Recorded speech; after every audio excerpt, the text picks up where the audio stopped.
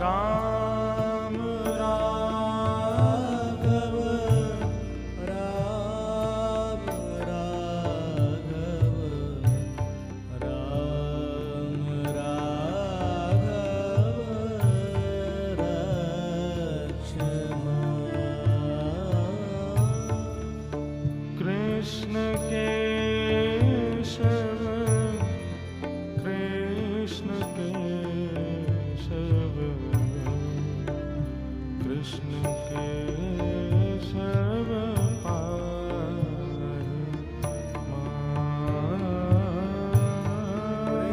कृष्ण केशव कृष्ण केशव कृष्ण केशव पाहि मां। राम राघव राम राघव राम राघव रक्षमा। राम राघव दोनों युगल सरकार का हृदय में ध्यान धर के गाओ।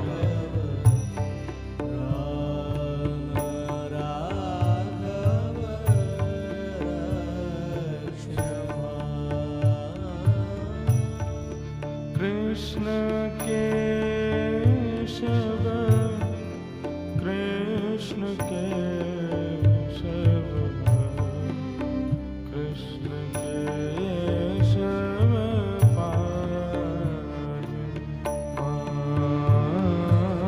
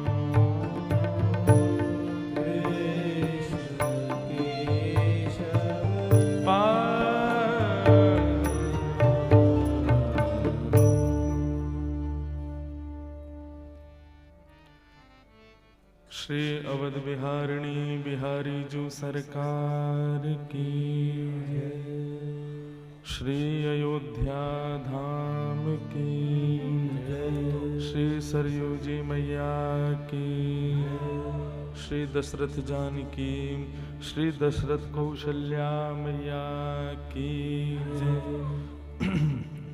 भरत शत्रुघ्न लक्ष्मण भैया की जय। अनंत बलवंत श्री हनुमान जी महाराज की जय। श्री वृंदावन बिहारी लाल की जय। श्री राधा रमण लाल की जय। श्री राधा वल्लभ लाल की जय। प्यारे दुलारे श्री गिरधर लाल की जय।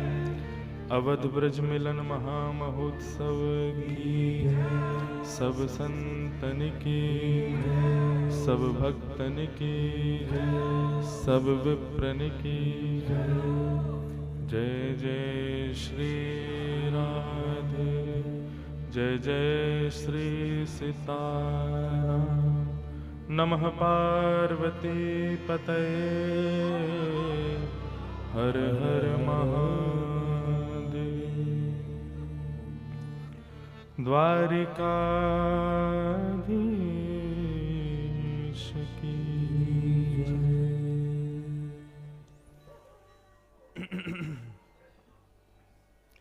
परम मंगल में परात्पर अखिलेश्वर अकारण करुणा वरुणालय भक्तवांछा कल्पतरु तड़िद्वित विनिंदित पीतांबरधारी श्री बालकृष्ण लाल की, श्री राघवेंद्र सरकार की वांगमयी शब्दमयी वाणीमयी प्रतिमूर्ति हम आप सबके मध्य में विराजमान श्रीमद् भागवत महापुराण को बारंबार प्रणाम।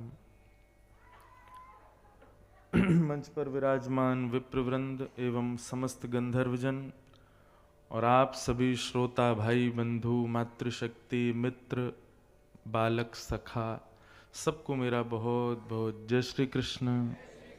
जोर से कहिए जय सिया राम जय श्रीमन नारायण।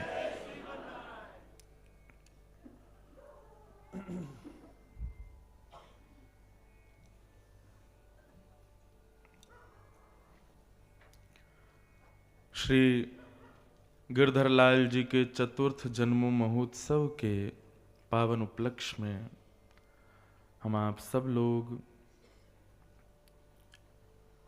श्री धाम अयोध्या के सरजू जी के पावन तट पर विराजमान होकर के इस कार सेवकपुरम में अवस्थित व्यवस्थित इस सुंदर प्रांगण में, जहाँ आज से लगभग 50 वर्ष पहले सरयू जी बहा करती थी, उसी प्रांगण में बैठ के हम लोग कथा और लाल जी का उत्सव मना रहे हैं। ये हमारा परम सौभाग्य है। आज मंगल बेला का पंचम दिवस यहाँ प्रारंभ हो रहा है। कल हम आप सब लोगों ने बड़े धूमधाम से रात्रि में और कल दोपहर में भी ठाकुर जी का मंगल उत्सव का यहाँ पर आनंद सुख प्राप्त किया। जैसा कि मैं पहले से ही निवेदन करता आया हूं कि इस मंगल भाव को श्रोता बनकर के स्वयं हमारे लाल जी सुन रहे हैं। इसलिए यहाँ पर श्री रघुनाथ जी की उन रस चर्चाओं की भाव प्रकट हो रहे हैं जो भाव अधिकतर व्यासपीठ से और इस प्रकार के सत्संग सत्रों में नहीं कहे जाते। भगवान की अंतरंग लीलाएं, जो अंतःपुर की लीलाएं हैं, सब अपने जीवन में कोई ना कोई रहस्य रखते हैं। सबके जीवन में कुछ ना कुछ गोपनीय भाव व्यवस्थित होते हैं। ऐसे ही ठाकुर जी के गोपनीय और रहस्य भाव हैं। लेकिन देखो ऐसा कैसा रहस्य है, ऐसा कैसा गोपनीय भाव है जिसका व्यासपीठ से माइक पर वर्णन किया जा रहा है। ये ठाकुर जी के ही रहस्य हो सकते हैं, क्योंकि ये रसिकों को सब पता होता है। रैदास जी कहते हैं, सो ही सुहागन प्रिय जाही रीझ हैं। मुझे ये पंक्ति इतनी प्रिय है, मैं कम से कम अपनी कथा में 100 बार बोलता हूं। सुहागन कौन, बड़भागी कौन, जिससे लालजी रीझ जाएं, जिससे लालजी प्रसन्न हो जाएं। हम सब पर रीझ गए हैं, इसलिए ये मंगल उत्सव हम लोगों को प्रदान कर रहे हैं अपना।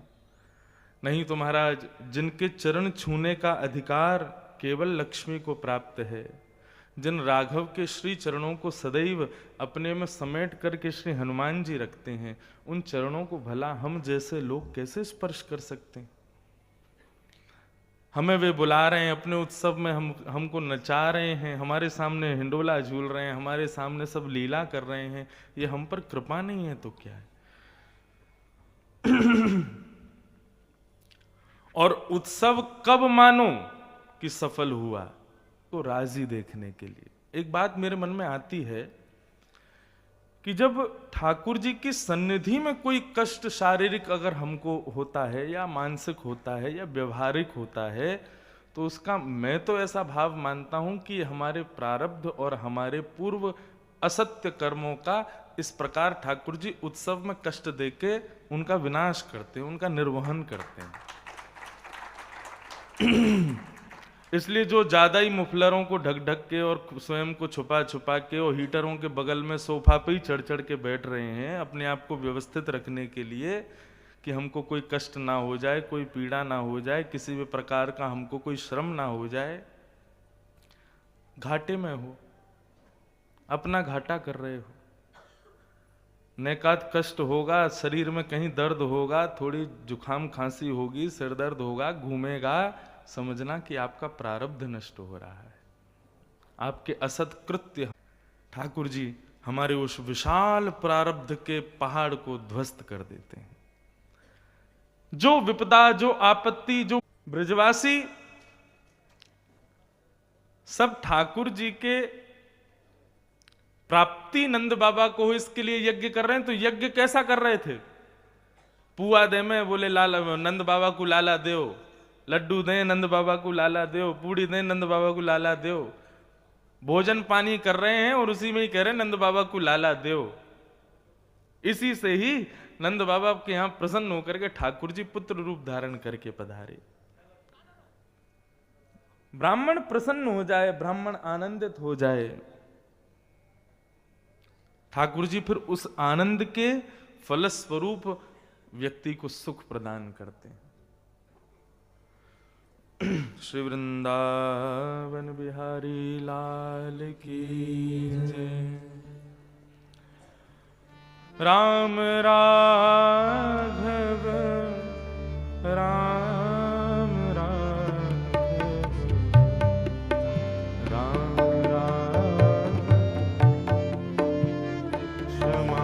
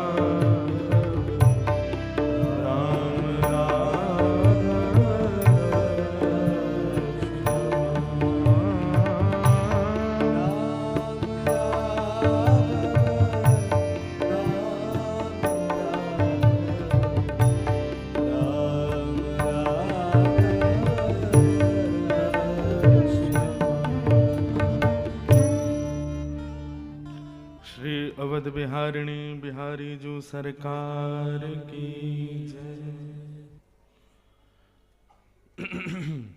सब लोग विराज जाओ, शांति से भाव श्रवण करो।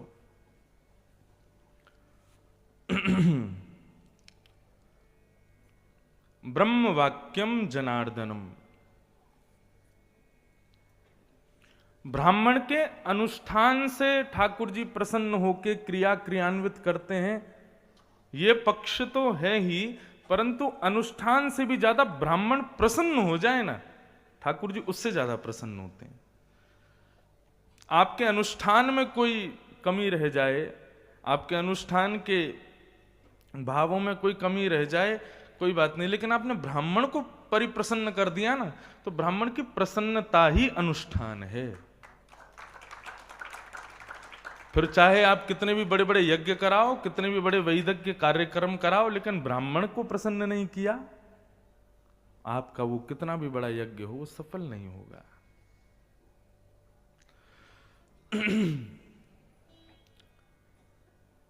विप्रधेनु सुर संत हित लिन्न मनुज अवतार। ठाकुर जी ब्राह्मणों के, संतों के, इन सब की प्रसन्नता के भाव से ही पधारे हैं। हमारे पूज्य नाना जी पंडित श्री कृष्णलाल शास्त्री जी, दास पर खुद की तो कोई हमारे अंदर सामर्थ्य नहीं है, हम सच बताएं तो। यदि मैं खुद को देखूं तो कभी कभी विचार करता हूं कि मेरे में कोई गुण तो है नहीं, कथा कहने का, सेवा करने का, किसी भी प्रकार के भाव को रखने का।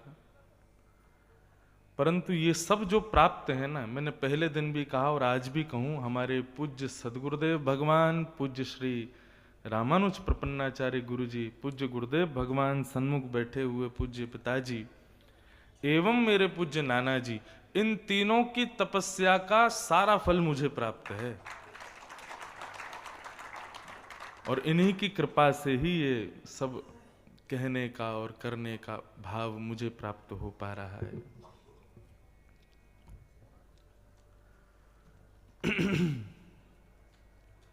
कहां से शुरू करें, किस भाव से कहना प्रारंभ करें।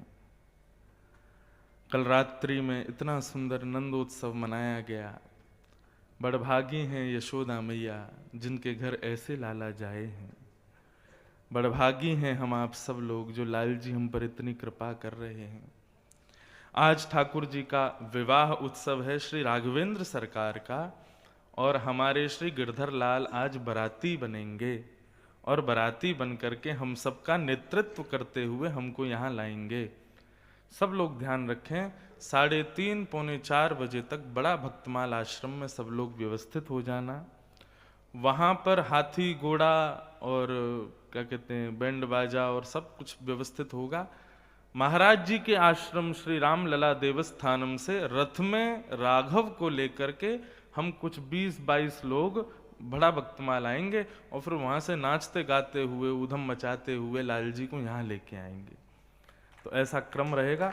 आज कथा जब तक चले, फिर जब विश्राम हो जाएगी उसके बाद ज़्यादा भोजन नहीं करना, आज 1-2 ही रोटी खाना बस, क्योंकि नहीं तो आलस आएगा और फिर बिना बारातियों के बारात में सुख नहीं मिलेगा। इसलिए सब लोग समय से पहुंच जाना। तो आज श्री राघव का विवाह उत्सव है। अभी मुझे बहुत सुंदर सुख प्राप्त हुआ था 1-2 महीने पहले। हमारे भारत भूमि में प्रकट हुए श्री सिया जी के भैया, परम पूजनीय प्रातस्मरणीय श्री नारायण दास भक्तमाली पूज्य बक्सर वाले मामा जी, उनके वार्षिक उत्सव जो कि उनके समय से पूर्व से भी चलता आ रहा है, CAPA मिलन महामहोत्सव, जहां बड़े बड़े वक्ताओं ने जाकर के अपनी वाणी की सेवा की। इस बार उन्होंने इस किंकरी को याद किया और दास ने वहां पर सेवा की थी, वाणी की, और वहां राघव के विवाह का दर्शन किया। आहा, कितना सुंदर भाव, कितने सुंदर दर्शन, कितनी सुंदर लीला, सब देख करके बहुत मन प्रसन्न हुआ। आज पुनः वो सब देखने को मिलेगा सूक्ष्म भाव से। हमारी तुलसी दीदी और उनका पूरा परिकर शाम को यहाँ आनंद उल्लास करेंगे श्री राघव के संग, और हम आप सब लोग दर्शन करेंगे। बंधुओं, श्री अयोध्या में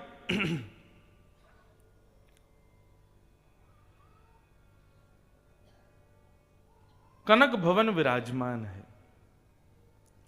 और ऐसा भाव आता है कि श्री कनक भवन जो है ये कैकेयी जी ने किशोरी जी को मुख दिखाई में दिया था। मुख दिखाई में दिया तो क्या कनक भवन, मुख दिखाई कब होती है, मुंह दिखाई कब होती है? जब बहू घर आ जाती है उसके उसी समय से ही मुंह दिखाई शुरू हो जाती है। अब कैकेयी ऐसा तो है नहीं कहीं बाहर से आई हैं, घर की ही हैं, तो किशोरी जी के आते ही मुंह देखा होगा और मुंह देखते ही कनक भवन दे दिया। तो क्या कनक भवन इतनी जल्दी तैयार हो गया?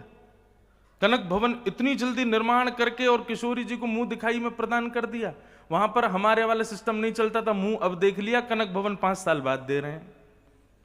नहीं, मुंह दिखाई में तुरंत कैकेयी जी किशोरी जी को लेके सीधे कनक भवन ही गई हैं और वो उनको प्रदान किया।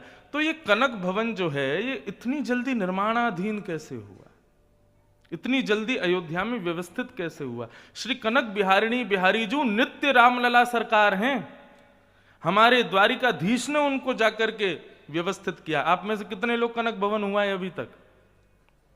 जय हो, सब हुआ है, हम ही नहीं गए। आप सबको कितना सुख मिलता है लाल जी के उत्सव में, सब जगह घूमते फिरते हो। हम तो ना सरजू जी गए, ना रामलला दर्शन करने गए, ना कनक भवन गए, अपने लाला में ही सब देख रहे हैं। और एक बात कहूं, आप लोग शरीर से जा रहे हो, मैं तो कथा में घूम आता हूं सब जगह। कथा में ही सरजू जी घूमाए, कथा में ही रामलला को प्रणाम करे आए, कथा में ही देखो अब कनक भवन भी जा रहा हूं, और वैसे कनक भवन में जाऊंगा जिसमें आप नहीं गए होंगे। चलो ले चलता हूं। तो कनक भवन जो है ये कैसे व्यवस्थित हुआ, रसिकाचार्य सुनाते हैं। जब श्री राघव मिथिला गए हैं विवाह के लिए, विवाह के लिए तो नहीं गए थे, गए तो थे गुरु जी के संग में, लेकिन गुरु जी की कृपा हो जाए तो क्या प्राप्त नहीं हो सकता। हमारे राघव का विवाह भी गुरु जी की कृपा से हुआ। तो गुरु जी की कैसी कृपा राघव के ऊपर हुई कि श्री जानकी जी प्राप्त हुई मिथिला में। तो जब विवाह संपन्न हो गया, विवाह संपन्न के बाद जब किशोरी जी के अंतःपुर का राघव ने दर्शन किया, उस अंतःपुर को देख करके, उस अंतःपुर में जितने खंभ थे उन खंभों की मणियों को देख करके राघव के नेत्र खुले रह गए।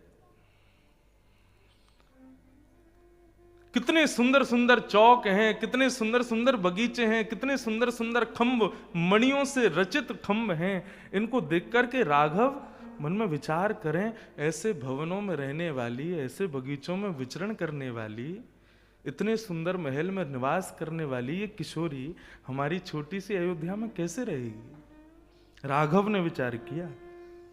बहुत ध्यान से सुनना।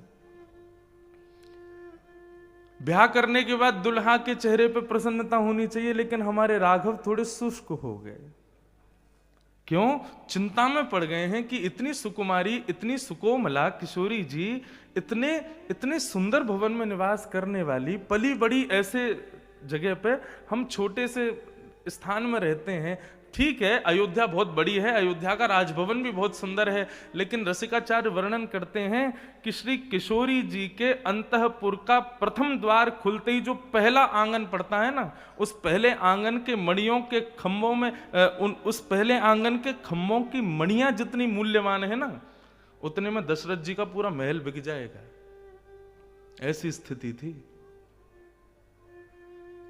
तो श्री राघव जब विचरण कर रहे थे, एक एक स्थान देख रहे थे, यहाँ जानकी जी किलोल करती हैं, यहाँ जानकी जी ऐसी लीला करती हैं, यहाँ जानकी जी अपने सुंदर सुंदर पशु पक्षियों के साथ लीला करती हैं, यहाँ जानकी जी अपनी वीणा वादन करती हैं, यहाँ जानकी जी अपने लेखन और सजावट का कार्य करती हैं। इन सबको देख करके राघव चिंता में पड़ गए। कैसे रहेंगी ये जानकी जी हमारे यहाँ? आज रात भर प्रभु श्री राम को, हमारे राघवेंद्र सरकार को नींद नहीं आई कि हम जानकी जी को कैसे लेके जाएं अयोध्या। और लेके तो जाना है, इतनी जल्दी निर्माण हो नहीं पाएगा, और निर्माण करने के लिए भी पहले पूरा बैठ के बात करनी पड़ेगी। इतना धन द्रव्य कहां से लाएंगे, ये तो बहुत महंगा है। हमारे श्री राघव रात भर चिंतन करते रहे, और चिंतन करते करते करते करते करते करते तो बंधुओं ऐसा कहते हैं, हमारा जिससे अत्याधिक प्रेम होता है ना, उसके हृदय की भावना, उसके अंदर घटित क्रियाएं हमको किसी ना किसी प्रकार से अनुभूति कराती है कि वो कष्ट में है। जैसे माता और पुत्र, पुत्र यदि 7 समुद्र पार विदेश में रहता है और पुत्र को कोई पीड़ा हो जाए तो हो नहीं सकता कि मां को पता ना चले। सुबह से ही मां को कुछ अपशगुन जैसा दिखने लगेगा, सुबह से ही मां को अपने अंदर ही कुछ विचलितताएं दिखाई देने लगेंगी, और वो मन में विचार करेगी कि आज मुझे ऐसा क्यों लग रहा है, कुछ विचित्र है। और तब वो बात करेगी अपने पुत्र से फोन करके, तभी पता चल जाता है कि कुछ ना कुछ अनहोनी हुई है। ऐसा संसार में नहीं है, आपके अर्चावतार ठाकुर जी के साथ भी आपका ऐसा संबंध बन जाता है। मेरे साथ होता है बहुत बार, रात भर पानी पी पी करके और फिर भी गला सूखा ही रहता है। सुबह पता चलता है रात में लाल जी की झारी जी में जल ही नहीं भरा था, लाल जी प्यासे थे इसलिए हमको प्यासा रखा। कनक बिहारी जी के ही भवन की सुंदर कथा है। यहां जब हम लोग आते हैं, वैदेही भवन जाते हैं, तो बीच में एक छावनी पड़ती है। वो कौन सी छावनी है, यहां से सीधे जाते, हाँ कौन सी, तपसी जी की। तो ये तपसी जी जो बाबा थे, ये राघवेंद्र सरकार को अपना भाई मानते थे, और ये जब भी कनक बिहारी जी का दर्शन करने जाते थे तो सब तो जाके श्री कनक बिहारिणी बिहारी जी सरकार की जय ऐसे करके जय जयकार करते थे, लेकिन तपसी बाबा जो थे ना, ये जाके यूं कहते, राघव तुम भैया संसार के लिए भगवान होंगे, हमारे छोटे भैया हो, तुमको कोई कष्ट हुआ करे संकोच मत करना, निसंकोच बोलना, बड़ा भैया सदैव खड़ा है तुम्हारे आगे। अब क्या करें, भरत लक्ष्मण शत्रुघ्न सब छोटे भाई हैं, इनसे कहने में तुमको संकोच होता होगा, लेकिन मैं तुम्हारा बड़ा भाई हूं, तुमको जो जब कोई पीड़ा हुआ करे मुझसे कह दिया करो। कुछ लोग देख के परिहास करते थे, लेकिन कुछ उनके भाव को स्वीकार भी करते थे कि भैया ये राघव को छोटा भाई मानते हैं तो राघव भी इनको बड़ा भाई मानते ही होंगे। नित्य जाकर के ऐसी चर्चा करते थे राघव से, कोई कष्ट हो बड़े भाई को संकोच नहीं करना, तुरंत बता देना। तो एक बार कनक बिहारी जी के पुजारी जी को एक रोग हो गया, चर्म रोग, और चर्म रोग के लिए एक औषधि उनको प्रदान की गई कि इस औषधि का लेपन आपको अपने चर्म पर करना है, इससे आपका रोग ठीक हो जाएगा। तो पुजारी जी को चर्म रोग, पुजारी जी के पुत्र को चर्म रोग हुआ, तो पुजारी जी को किसी ने औषधि दी, पुजारी जी ने सेवा में थे तो वो औषधि अंदर ठाकुर जी के गर्भगृह में ही रख दी। रात्रि का समय था, पुजारी जी के पुत्र की ज्यादा तबीयत बिगड़ गई, तो पुजारी जी किसी और को नियुक्त करके अपने घर चले गए, और दूसरा व्यक्ति वहां पर सेवा में आया। तो दूध भोग लगाने के लिए जैसे ही दूध अर्पित किया ठाकुर जी के आगे, शक्कर डालने के लिए जैसे ही शक्कर लेने गए, तो वहां पर वो जो चर्म रोग की औषधि रखी थी, उस औषधि को शक्कर समझ के दूध में डाल दिया, और दूध में डाल के राघव को भोग लगा दिया। जैसे ही राघव को भोग लगा, शयन करा करके पुजारी जी तो चले गए, लेकिन राघव का पूरा अंग नीला पड़ गया, आर्तनाद होने लगा, नेत्रों से अश्रुपात होने लगा, रोम रोम पीड़ा में आ गया प्रभु श्री कनक बिहारी जी का। और उस समय राघव विचार करें किससे कहूं, तब याद आई अपने बड़े भैया की, और अपने बड़े भैया के स्वप्न में जाकर के राघव ने अपने नीलांबर श्वेत वर्णा है श्री कनक बिहारी जी, लेकिन जैसे ही नील रूप में देखा, स्वप्न में देखते ही तपसी जी भयभीत हो गए। बोले राघव क्या हुआ, पूरी बात बताई। बोले ऐसे ऐसे पुजारी जी से एक अपराध बन गया, और उन्होंने चर्म रोग की दवा मिला करके मुझको पिला दी है, आप कैसे भी करके आइए, आकर के मेरी सुध लीजिए। तपसी जी दौड़े दौड़े पुजारी जी के यहाँ गए, पुजारी जी के यहाँ जाके खोला, जल्दी चलो अभी खोलो, कनक बिहारी जी बहुत कष्ट में हैं, उनका पूरा शरीर नीला पड़ गया, रुग्ण हो गया है। पुजारी जी दौड़ करके गए, दौड़कर उनको याद आया, बोले ओहो मुझसे बहुत बड़ा अपराध हो गया, मेरे पुत्र के रोग की निवृत्ति के लिए एक औषधि एक व्यक्ति ने दी थी, वो मैंने गलती से भीतर अंदर ही रख दी, और वो दूसरे पुजारी ने उसको शक्कर समझ करके दूध में डाल के राघव को पिला दिया, विष पी लिया ठाकुर जी ने। मंदिर खोल करके देखा, श्री कनक बिहारी जी का पूरा अंग नीला पड़ा है।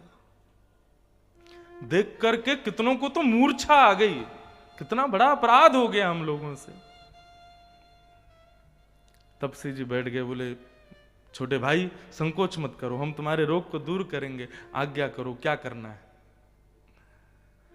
बोले कि ये जो दूध भोग रखा है ना सामने, इसको किसी ने पान नहीं किया है, ये हमने ही पिया है। अब ठाकुर जी की प्रसादी पीनी चाहिए, लेकिन जल्दीबाजी में वो पी भी नहीं, उसको ग्रहण भी नहीं किया। बोले अब एक काम कीजिए, इस दुग्ध का जो पान करेगा उसके पान करने से हमारा रोग दूर हो जाएगा, हमारा कष्ट दूर हो जाएगा। स्थिति ये हुई अवध के लोगों की कि महाराज आपस में एक दूसरे में होड़ लगी, एक दूसरे को पीछे फेंके, बोले हम पिएंगे ये दुग्ध, हमारे राघव ने पिया है। और स्थिति ये कि चरणामृत की तरह उस विषयुक्त दुग्ध को अयोध्या के लोगों ने पान कर लिया, और ज्यों ज्यों अयोध्या के लोग उसका पान करें त्यों त्यों राघव का पीड़ा दूर होती जाए, सब निवृत्त होते जाएं। अंत तो गत्वा राघव की हथेली अब भी नीली है आज तक। क्यों? बोले कि भैया जिसमें दूध पकाया गया था ना, जिस कढ़ाई में, उसमें मलाई के रूप में कुछ दूध रह गया था, इस वजह से राघव की हथेली आज तक थोड़ी सी नीली पड़ी हुई है। ऐसे श्री कनक बिहारी जी। तो कई बार हमारे अर्चावतार की भी पीड़ा या हमारे अर्चावतार का भी कोई भाव अर्चक को पता चल जाता है। मैं अपने लाल जी का श्रृंगार करता हूं, हमारी मैया और कई 2-3 लोगों को ही प्रवेश है श्रृंगार के समय, ये लोग अंदर आके देखते हैं, आप पूछना कभी इनसे। हमारे लाल जी रहेंगे गोद में, और बगल में चांदी की कटोरियों में किसी में लड्डू रखे हैं, किसी में रेवड़ियां रखी हैं, किसी में नमकीन रखी है। कल मोहन बाबा आ गए, मोहन बाबा आके बोले भैया ये इतना सारा भोग, ये सब ठाकुर जी को भोग लगाओ। मैंने भोग लगाओ नहीं, लग रहा है। बोले गोद में बैठे हैं ठाकुर जी, भोग कैसे लग रहा है? मैंने कि ऐसे ही है, गोद में बैठे बैठे श्रृंगार भी कराते जा रहे हैं, बीच बीच में खाते भी जा रहे हैं। क्योंकि यदि ये भोग नहीं रखूंगा तो कभी कुंडल फेंकेंगे, कभी माला गिरेंगे, कभी मुकुट गिर देंगे, तो ये भोग रखो रहेगा। तो जैसे बालक को मैया झुंझुना पकड़ा देती है, उसके बाद उसका पूरा श्रृंगार कर देती है, ऐसे ही हम अपने लाला को लड्डू मेवा आदि रख देते हैं, फिर श्रृंगार करते हैं, तब श्रृंगार होता है ठाकुर जी का। और कई बार तो बड़ी मनोहार करनी पड़ती हैं, उनको प्रलोभन देना पड़ता, अच्छा आज बस या मुकुट को गिरियो मत, रात में रबड़ी खवाऊंगा आपको।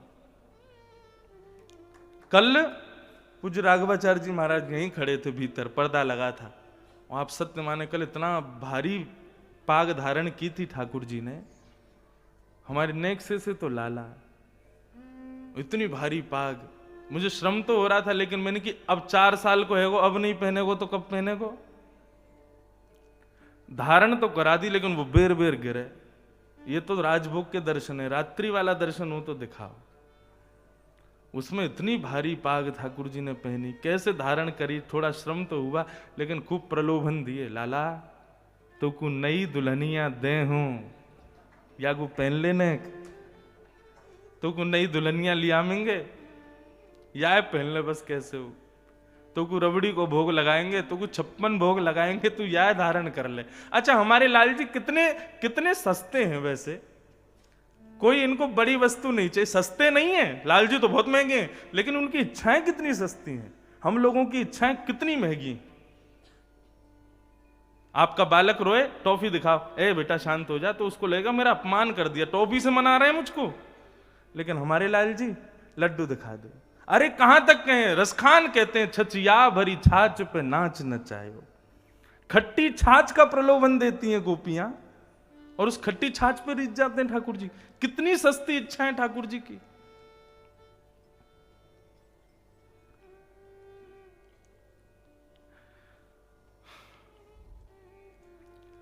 राघव मिथिला में बैठे हैं, नेत्र बंद करके विचार कर रहे हैं, चिंता कर रहे हैं कि मैं कैसे किशोरी जी को लेके जाऊं। हमारी अयोध्या का, पूरी अयोध्या भी इनके एक आंगन के समान भी नहीं है, कैसे विचार करें। तो मैंने जिस भाव को मैं कह रहा था कि जिससे हमारा वास्तविक कनेक्शन होता है ना हृदय का, उसकी कोई पीड़ा हो, उसका कोई भाव हो, हमको संकेत जरूर मिलता है। और श्री राघव का सबसे ज्यादा प्रेम अयोध्या में किस से? देखो ये पाग देखो कैसे पहनी लाला ने, बस भैया हटा देने, ये देखते रहेंगे सब। ये दुल्हन के प्रलोभन में पहनी है। और दुल्हन भी कैसी चाहिए इन्हें कि जेब में धर के गैया चरावे चलो जाए करें। इतनों सो तो हमारो लाला, और दुल्हन कितनी सी आवेगी जो जेब में आ जाए, इतनी सी।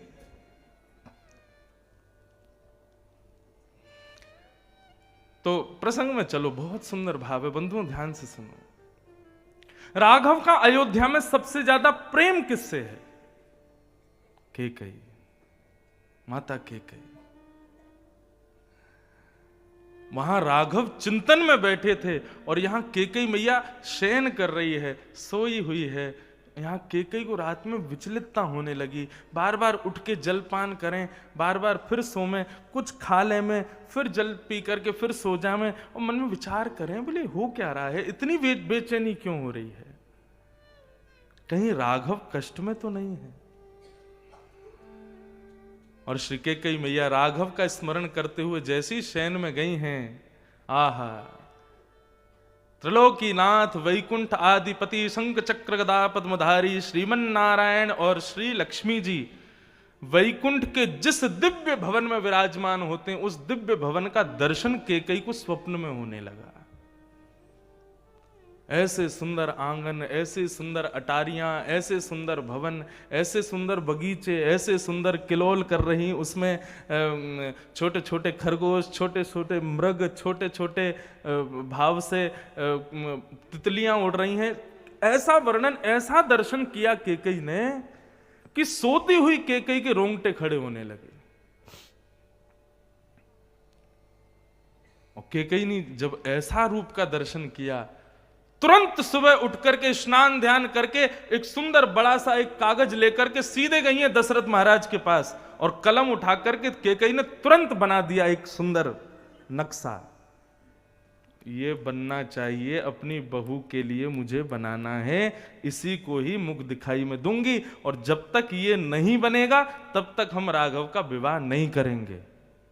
अभी तक किसी को पता थोड़ी था यहां पर कि राघव का वहां विवाह हो जाए, वो तो गुरु जी के संग गए।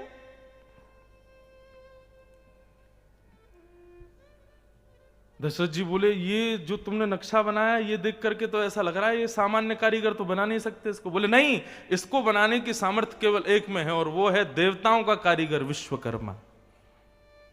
दशरथ जी बोले विश्वकर्मा को कहां से बुलाएं? बोले आपका मित्र है इंद्र, इंद्र से कहिए। इंद्र आपसे बार बार कहता रहता कभी कोई जरूरत पड़े तो हमको बताइएगा, इंद्र से कहिए विश्वकर्मा को भेजे और हमारी होने वाली बहू के लिए सुंदर ऐसा भवन निर्माण करे। महाराज दशरथ ने इंद्र से प्रार्थना की, इंद्र ने दशरथ जी के भाव को स्वीकार किया, विश्वकर्मा को आदेश किया। विश्वकर्मा ने जब नक्शा देखा ना, तो 3 दिन तक तो विश्वकर्मा चिंता में ही बैठे रहे, बोले कैसे बनेगा ऐसा इतना सुंदर भवन। मतलब वैकुंठ का जो भवन, जो कि त्रिभुवन में नहीं है, उस भवन को भी लज्जा आ जाए ऐसा कनक भवन तैयार हुआ अयोध्या में जानकी जी के लिए।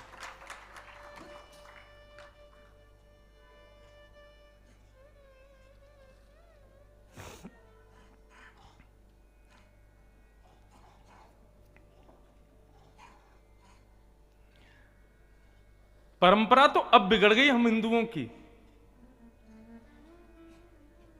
नहीं तो आप प्राचीन काल के भाव देखो तो बहू का कितना सम्मान, बहू का कितना आदर, बहू के लिए क्या नहीं कर रही है सासू मां सास ससुर। कल वो हमारा बड्डन है का बेचारा, वो बता रहा हूं महाराज जी, आप उस दिन बता रहे थे कि सास को ऐसा होना चाहिए, और हमारे यहाँ तो ऐसा हुआ कि जैसे ही ब्याह के आवे बहू, वह एक रात तक तो कछु ना कहेंगे, दूसरे दिन काम ना करे तो वह घर फोन कर दें, तुम्हारी कहाँ से खा के भेजो, या फिर चौका बर्तन करने तो आवे ना है, सब्जी बनानी तो आवे ना है, या फिर यूं तो होवे ना है। ऐसा नहीं था हमारा राष्ट्र। जब बहू विदा होके आती थी ससुराल में तो देखो के क्या कर रही है, विश्वकर्मा को खड़ा कर दिया अयोध्या में लाके।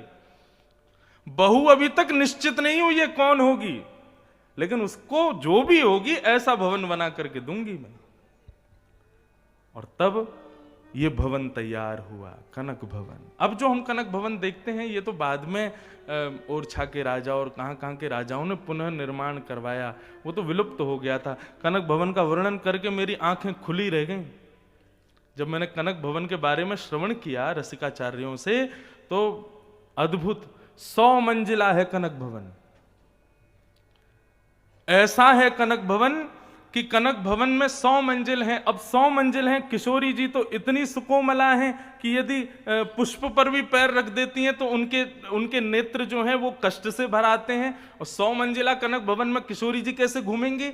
तो कहते हैं अष्टदल कमल का एक सुंदर सिंहासन है, किशोरी जी उस पर विराज जाती हैं और किशोरी जी नेत्र बंद करके जो विचार करती हैं, जिस मंजिल पर जाना है वो अष्टदल कमल उसी मंजिल पर ले जाकर के किशोरी जी को छोड़ देता है। कहने का अभिप्राय त्रेता युग की लिफ्ट थी कनक भवन में, अष्टदल कमल की।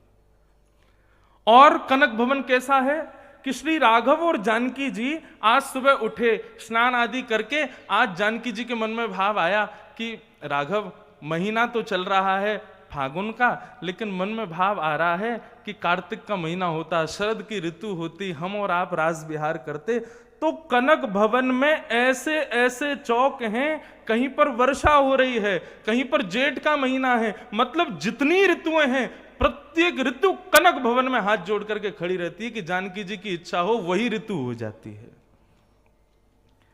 कभी किसी चौक में जाते हैं तो वहां वर्षा हो रही है, किसी चौक में जाते हैं तो वहां पर दिव्य सूर्य प्रकट है, किसी चौक में जाते हैं तो कोहरा हो रहा है, दिखाई नहीं दे रहा, शीत पड़ रही है। जिस ऋतु का भाव श्री किशोरी जी का होता है वो ऋतु कनक भवन में प्रकट हो जाती है।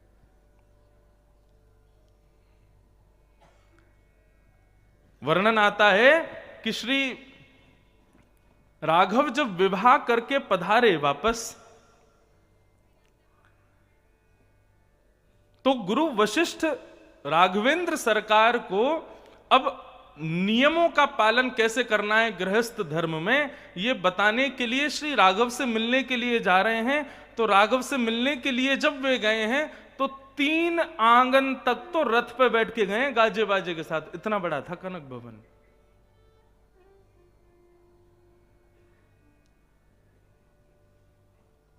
ऐसा प्रेम श्री अवधवासियों का। केवल मिथिला वासियों ने राघव से प्रेम किया है यहीं तक सीमित नहीं है, अयोध्या के लोगों ने भी कोई कसर नहीं छोड़ी जानकी जी के प्रेम में। ऐसा कनक भवन तैयार हुआ। कनक भवन का वर्णन करते हैं तो कनक भवन बिहारी जी का जब दर्शन करो तो मुख्य बिहारी जी जो हैं वो तो महल बिहारी हैं, उनका बाद में स्थापन हुआ। उनके बगल में छोटे से ठाकुर जी और बैठे हैं, वो कनक बिहारी जी हैं जिनका स्थापन स्वयं द्वारिकाधीश ने अपने हाथों से किया, उनके बगल में विराज रहे। और उन ठाकुर जी की एक विशेषता बताऊं, देखो मैंने कही ना मैं तो यहीं बैठ के कनक भवन हुआऊंगा, रघुनाथ जी बैठे हैं और सीता जी खड़ी हैं। क्यों खड़ी हैं उसका भी भाव है।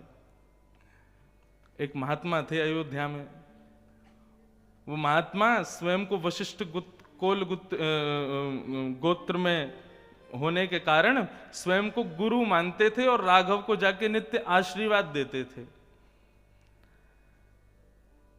वो कनक भवन में जाते और जाकर के आशीर्वाद देते, हे कनक बिहारी जी सदा सुखी रहो, सदा आनंद में रहो, सदा ऐसे ही प्रसन्न रहो।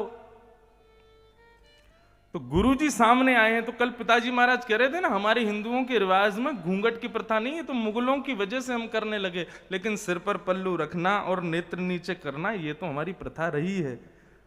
अब गुरु जी सामने आए हैं तो किशोरी जी क्या करती हैं, हल्का सा पर्दा अपने आगे करवाती हैं। तो पुजारी जो भी सेवा में होते हैं, जैसे ही देखते हैं कि वो महाराज जी पधार रहे हैं राघव का दर्शन करने, राघव को गुरु शिष्य मानते हैं, तो पुजारी अपने आप ही आधा पर्दा कर देते हैं ताकि जानकी जी छुप जाएं, क्योंकि थोड़ी संकोच करती हैं, उनके सामने गुरु हैं। अभी की बात है 60-70 वर्ष पहले की। जानकी जी के आगे पर्दा होता है कि कहीं गुरु की मर्यादा भंग ना हो जाए। एक दिन पुजारी जी कहीं व्यस्त हो गए और वो महाराज जी आ गए। अब जैसे ही महाराज जी आए तो जानकी जी सकुचाई, बोले अरे गुरुदेव भगवान आ गए, पुजारी जी तो व्यस्त हैं, पर्दा कौन करे। तो पर्दा करने के लिए स्वयं जानकी जी खड़ी हुई, पर्दा कर दिया, तो आज तक खड़ी ही हैं कि कहीं पुजारी जी व्यस्त हो जाएं और गुरु जी आ जाएं, वो पर्दा नहीं कर पाए तो कम से कम पर्दा तो करेंगे। कनक बिहारी जी की बड़ी बड़ी लीलाएं हैं, आज तक श्री जानकी जी खड़ी हैं। फिर उसके बाद में ये भी हुआ कि उन महाराज जी ने मन में विचार किया कि अब हम कनक बिहारी के दर्शन करने नहीं जाएंगे, जानकी जी को श्रम होता है। तो फिर जानकी जी ने प्रार्थना करी स्वप्न में आके, बोले नहीं गुरुदेव भगवान, आप तो नित्य आया करो, आप उस बात का कोई भाव मत रखो हृदय में। आज भी उन महाराज जी के भवन के सामने से श्री कनक बिहारी जी का जब चल विग्रह जाता है तो उनका मुकुट उतार दिया जाता है। क्यों? गुरु जी का भवन है, यहां पर शिष्य मुकुट पहन करके नहीं जाएगा। आज भी मुकुट उतारते हैं। ऐसे कनक बिहारी बिहारिणी जो सरकार दिव्य लीला करते हैं, दिव्य आनंद करते हैं। तो ये मनोरम सब भाव कल पढ़ने में आ रहे थे श्री कनक बिहारी जी के। एक भाव मिथिला का भी पढ़ा। हमारी दीदी बैठी हैं, आप तो सब जानती हैं, लेकिन अब जैसा भाव हमको समझ में आता है तो ब्रजवासी के भाव से हम अपने लाला को सुनाते हैं। कल तक हम लोगों ने श्री चारुलता जी, चंपक लता जी और सब ठाकुर जी की सहचरियों के बारे में सुना, लेकिन श्री राघव के प्रति अनन्य प्रेम मिथिला में प्रकट हुआ श्री सिद्धि कुंवरी जी का, जो कि सियाजू की भाभी जी हैं, सियाजू के भैया की धर्मपत्नी।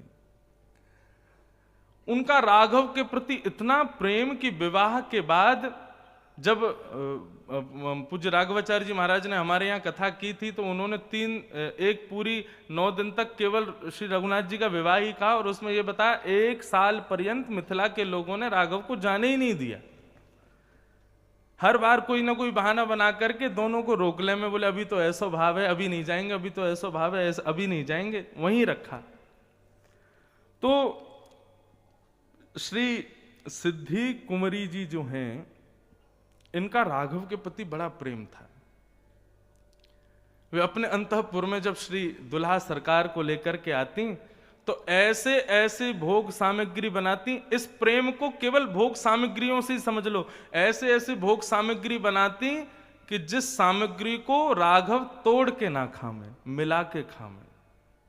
तोड़वे का भाव नहीं है, ऐसी कोई सामग्री बनाई ही नहीं जिसमें तोड़ने की रीति हो। बोले ना, हम तो जोड़ना ही चाहे, दाल भात बनाओ, कढ़ी चावल बनाओ, और इतनी छोटी छोटी पूड़ी बनाती कि राघव तोड़े नहीं, पूड़ी उठाई सीधी सब्जी से लगाई, पा लिए। ये स्थिति तो हमारे वृंदावन के पास में दाऊजी में भी है, लेकिन वहां का भाव और मिथिला का भाव अलग है। मिथिला का भाव तो यह है कि तोड़ने वाली वस्तु नहीं बनानी, लेकिन हमारे वृंदावन का भाव कुछ अलग है। वृंदावन का भाव यह है कि दाऊ दादा जो हैं वो शाम को खूब सारी भांग छान लेते हैं। अब भांग छानने के बाद में इतनी स्थिति, इतनी हिम्मत नहीं रहती कि पूड़ी तोड़े, इसलिए छोटी छोटी पूड़ी बनती है ताकि सीधी पूड़ी उठाई, सब्जी से लगाई, खा लिए।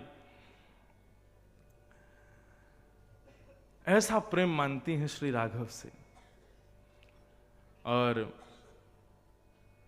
नित्य उन्हीं को ही अपना सर्वस्व मान करके खूब सेवा करती हैं उनकी भाभी मां। और कोई सामग्री ऐसी सिद्ध नहीं करती जो राघव तोड़ें, सब मिला के खामे, जोड़ के खामे, ऐसे भाव। अब वो सब हमारी दीदी सुनाएंगी, इनको पद वद याद होंगे कि कैसी कैसी सामग्री बनती हैं जो सब मिलके ही खाई जाती हैं, वो तोड़ने का उसमें भाव ही नहीं आता है। राघव पाते हैं जानकी जी की जूती, और उस जूती को बढ़िया सजा के लाल कपड़ा से लपेट करके बढ़िया उस पर चंदन पुष्प आदि माला वाला पहना करके और उसको विराजमान कर दिया। चारों दुल्हा सरकार से बोले ये हमारी मिथिला की देवी हैं, इनको प्रणाम करो। राम जी बोले हम तो प्रणाम नहीं करेंगे। कि कौन सी देवी है इनके बारे में बताओ। वो जानकी जी की जूती थी। अब कई बार कहते हैं कि श्री राघव जी के जूते थे, कई कहते हैं जानकी जी के जूते थे। लखनलाल जी से कहा आप प्रणाम करो, बोले हम राघव और हमारी जानकी जी के अलावा किसी को प्रणाम नहीं करते हैं, चाहे दुनिया की कोई देवी हो। मिथिलानी बोली, बोले इनसे तो बात करना ही बेकार है, इतने चतुर बने डोले हैं। बोले छोटे वाले सबसे बढ़िया है, शत्रुघ्न जी को पकड़ो।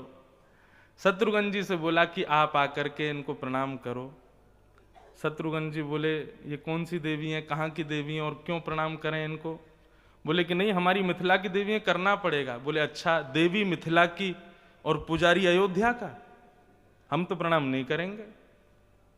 मिथिलानी बोली, बोले छोटो वारो देख हुए में चुप लगे, लेकिन पेट में 1.5 हाथ की दाढ़ी है याके, ऐसी दिखा रहो कि हम बड़े सीधे हैं, हम बड़े भोले हैं, लेकिन देखो क्या सुंदर उत्तर दिया है कि देवी मिथिला की और पुजारी अयोध्या का, आप ही प्रणाम करो, मिथिला की हो आप सब। अंत में मंद मंद मुस्कुरा रहे थे श्री भरतलाल जी।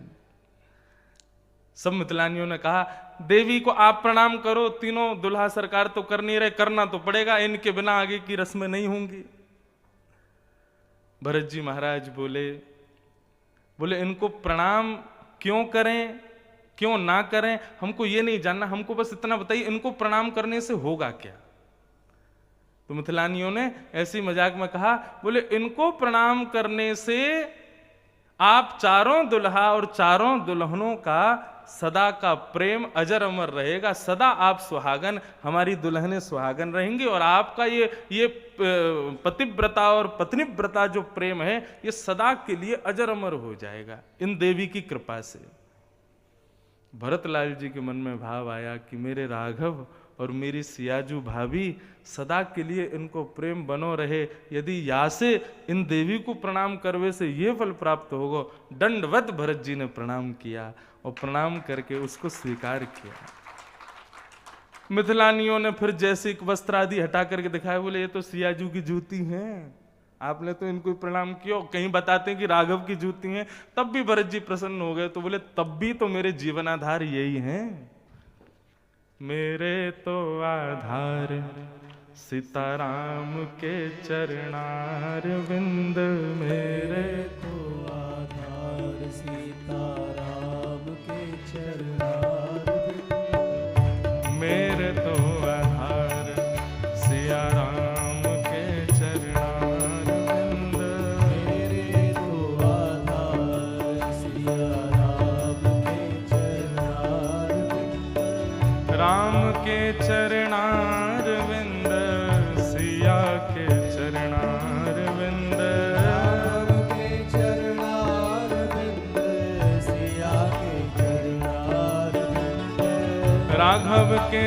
चरणार विंद, सिया के चरणार विंद, राघव के चरणार विंद, सिया के चरणार विंद, हाँ मेरे तो आधार सिया राम के चरणार विंद, मेरे तो आधार सिया राम के चरणार विंद, हाँ मेरे तो आधार सिया राम के चरणार विंद, मेरे तो आधार सिया राम के चरणार विंद, राघव के चरणार विंद, सिया के चरणार विंद, राघव के चरणार विंद, सिया के चरणार विंद, राघव के चरणार विंद,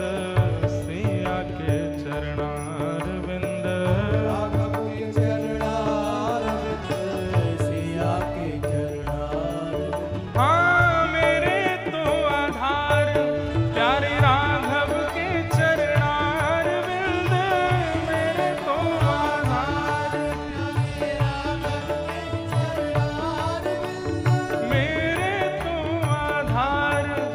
प्यारी सिया के चरणार विंद।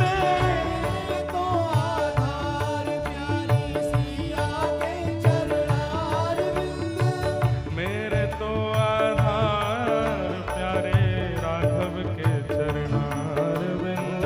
मेरे तो आधार प्यारे राघव के चरणार विंद। हाँ मेरे तो आधार प्यारे राघव के चरणार विंद। मेरे तो आधार प्यारे राघव के चरणार विंद। ओ मेरे तो आधार प्यारे राघव के चरणार विंद। मेरे तो आधार प्यारे राघव के चरणार विंद। हाँ मेरे तो आधार सिया राघव के चरणार विंद।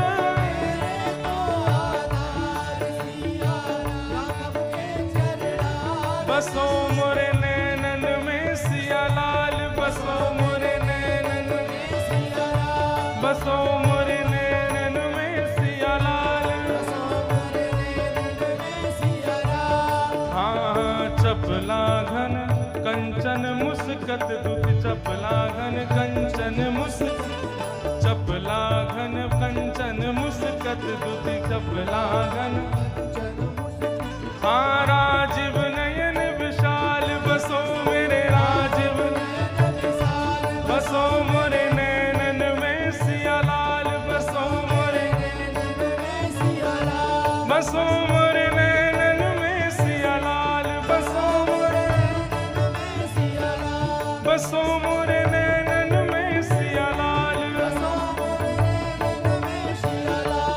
हाँ कोटि कोटि रति काम विमोहित, कोटि कोटि रति काम विमोहित, कोटि कोटि रति काम विमोहित, कोटि अद्भुत रूप रसाल, बसो मोरे अद्भुत रूप, अद्भुत रूप रसाल, बसो मोरे, गाओ बसो मोरे नैनन में सिया लाल, बसो मोरे, बसो मोरे नैनन में सिया लाल। और हाँ राजत कनक भवन में आली, राजत कनक भवन में, राजत कनक भवन में आली। हाँ संग रंगीलो लाल, बसो मोरे संग रंगीलो, संग रंगीलो लाल, बसो मोरे, बसो मोरे नैनन में सिया लाल, बसो मोरे, बसो मोरे नैनन में सिया लाल। हाँ राजत कनक भवन में आली, राजत कनक भवन में आली। ओ संग रसीलो बाल, बसो मोरे संग रसीलो बाल,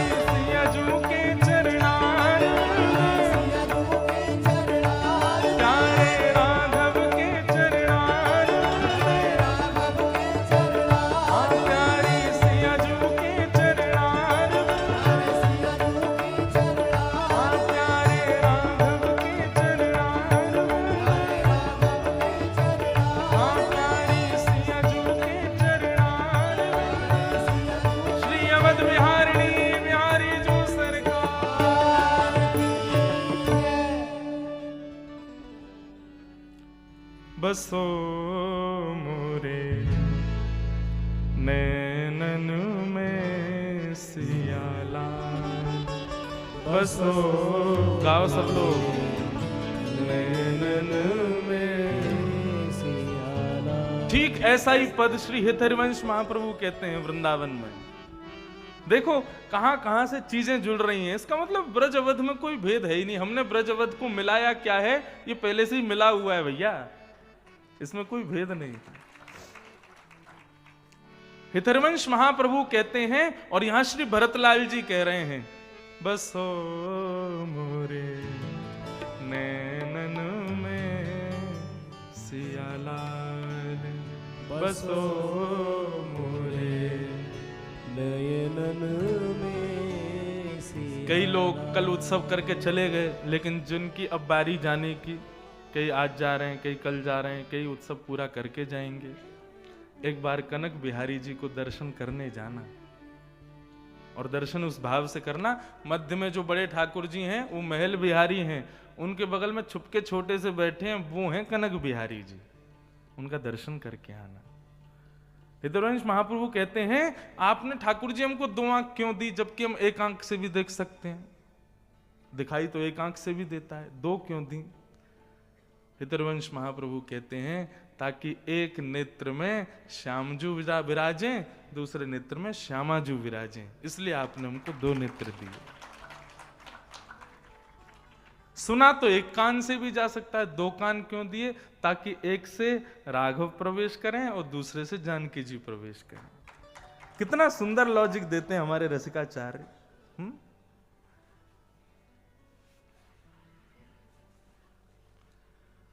कल हमने एक चीज और पढ़ी, मिथिलानियों की होली।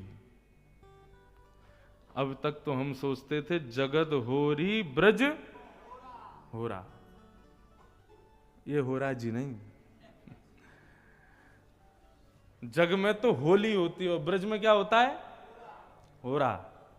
ऐसी होली ना कभी देखी होगी, ना कभी सुनी होगी, ना कभी अनुभव की होगी, ऐसी होती है हमारे यहाँ। लेकिन जब मैंने मिथिला की होली देखी तो भैया मन में भाव आया कि हमारी ब्रज की होली भी यहाँ तो नेक फीकी पड़ रही है, नेक इतनी सी बस। क्यों? हमारे ब्रज में गाते हैं, रसिया को नार बनाओ री रसिया को। ठाकुर जी होली खेलते हुए जैसी बरसाने पहुंचे सो गोपिन ने घेर लिए। अब ठाकुर जी भागवे को भय, सब गोपिन ने जेठ में भर लिया। कहां को भागेगा, बहुत परेशान करे, नहीं रुक यहीं पे।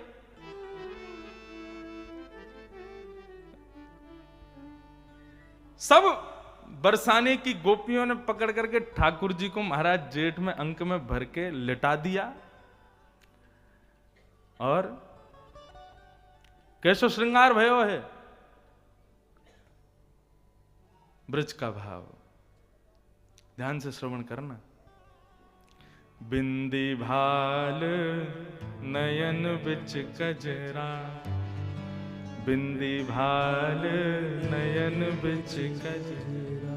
ओया है नथ बेसर पहराओ, रिया है नथ बेसर पहरावो री। हो रसिया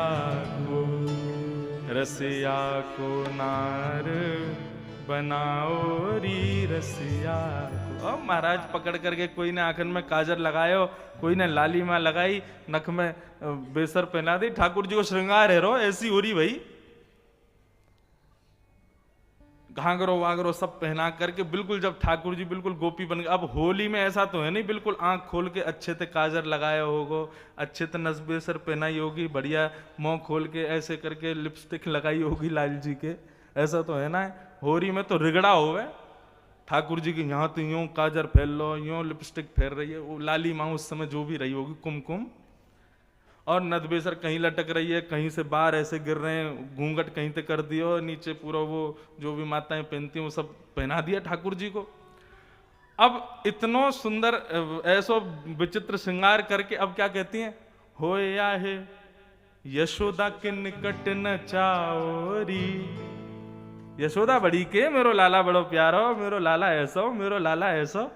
अब दिखाएं बाकी लाला है कैसो। और सब गोपी ठाकुर जी को गोद में उठा के ले गई और ऐसी बिल्कुल दुल्हन सी बना के ले गई। ठाकुर जी रो रहे हैं, आंखन से आंसू बह रहे हैं, और माँ यशोदा के सामने जाके सब गोपी ताली बजा रही, बोले अब नाच यहाँ पे।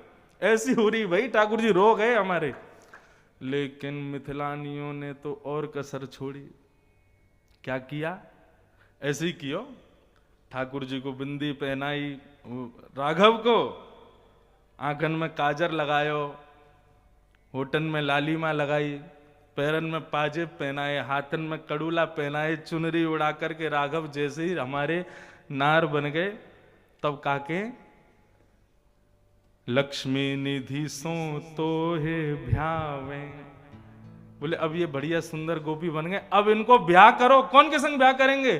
तो श्री सियाजू के बड़े भैया के संग ब्याह रचावे ले गई राघव को। राघव रोके, बचे, भागे, बोले नहीं ब्याह तो अब होगो। अरे जलाओ, पंडित जी बुलाओ, मंडप सजाओ, राघव को ब्याह होगो। इतनी सुंदर गोपी मिली है, आज इनको ब्याह करो। हमारे ब्रजवासी ने गोपी बनाया, ब्याह तो नहीं किया ठाकुर जी को। लेकिन मिथिला वारिन ने तो लालजी पकड़ लिए, बांध लिए, बोले इनको लक्ष्मी निधि से ब्याह करवाओ। और इतना ही नहीं, फिर क्या कह रही हैं? लक्ष्मी निधि से ब्याह तो नहीं कराया, बगल में खड़ा कर दिया और दोनों को बताया, बोले लक्ष्मी निधि जो हमारी सियाजू के भैया हैं, बोले ये तो है दुल्हा, और श्री राघव बन गए सकुचाई सी दुल्हन। और वाक्य बाद कहा कह रहे हैं? बोले हे राघव, हे हमारी प्यारी भाभी, जनक लली बड़ी ननद तुम्हारी। जानकी जी तुम्हारी ननद हैं। क्यों? अब भैया से ब्याह भयो तो श्री जानकी जी आपकी बड़ी ननद भई। अब कहा करो, इनके पैया लागो भोरी रे। अब इनके पांव पूजो, इनके चरणन में प्रणाम करो, आपको ब्याह है गयो। और राघव भागे वहां से छोड़ छाड़ के सब। ऐसी हो रही भाई हमारे श्री मिथिला में। तो जब ये भाव पड़ रहा था, इतना आनंद आया, इतना आनंद आया सुन करके कि भाई हमारे ब्रजवासी ने, हमारी बरसाने की गोपी ने तो लाला नार बनायो, लेकिन ब्याह तो नहीं करायो, कम से कम इतनी लाज तो रखी। लेकिन मित्रा वारिल ने तो भैया जानकी जी के पांव तक छुपा दिए ठाकुर जी से, वो तुम्हारी बड़ी ननद है, इनको प्रणाम करो। ये रस को भाव है, ये रस को चर्चा है बंधु।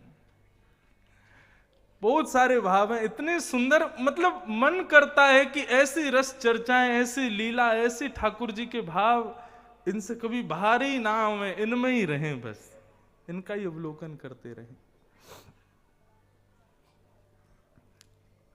ऐसे राघव को हम बारंबार प्रणाम करते हैं।